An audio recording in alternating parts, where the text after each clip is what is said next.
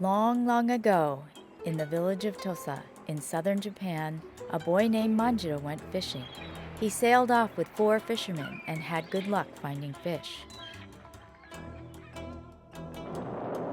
But suddenly they found themselves caught in a storm. They were being washed away from Japan by a current. The Tokugawa shogunate had closed Japan off from the rest of the world. No one was allowed in, and those who left were not allowed to return. The small boat was battered and torn, and the fishermen huddled together for days, wondering their fate. Then they saw something. It was but a tiny island of craggy rock cliffs, but it was hope of survival, so they swam to the island. They found a cave and somehow survived for months. One day, they saw something on the horizon. Was it their imagination? It came closer. It was a miracle, and Manjiro swam out to the boat.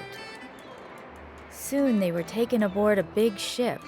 The John Howland was a whaling ship from America. Suddenly they were filled with fear, but Captain Whitfield was so kind and took care of them. Manjiro was curious and learned English quickly.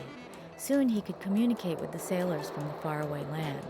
He also learned about whaling and navigation. Captain Whitfield took a liking to Manjiro, and he invited Manjiro to sail back to Fairhaven, Massachusetts with him. Knowing there was no chance of going home to Japan, Manjiro accepted and sailed off to America for the very first homestay.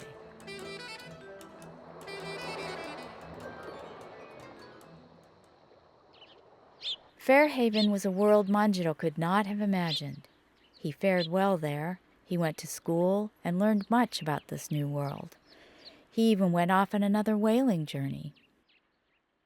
Still, he longed to go home to see his mother. One day he heard the news about the California gold rush.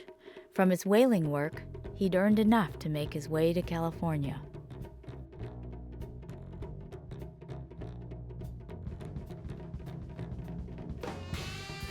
Eureka! Manjiro struck gold.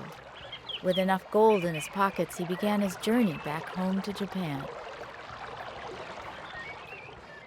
When he neared the coast of Japan, he launched the whaling boat he had purchased and rowed his way back to Japan. At first, he was taken into custody, but finally he was allowed to go home, and at long last, Manjiro saw his mother again. Before long, Manjiro was summoned by the Japanese government. They needed his language skills. Japan was meeting with Commodore Perry to negotiate the opening of Japan's seaports. Manjiro became a hero and was made a samurai.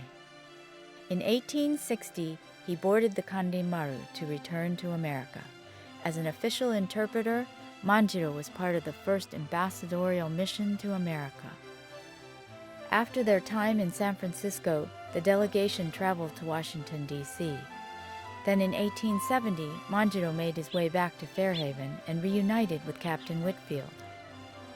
This auspicious relationship has lived on for many generations and continues today as we celebrate the 150th anniversary of the arrival in San Francisco of the Kandin Maru and the Powhatan, and to open the 20th America-Japan Grassroots Summit.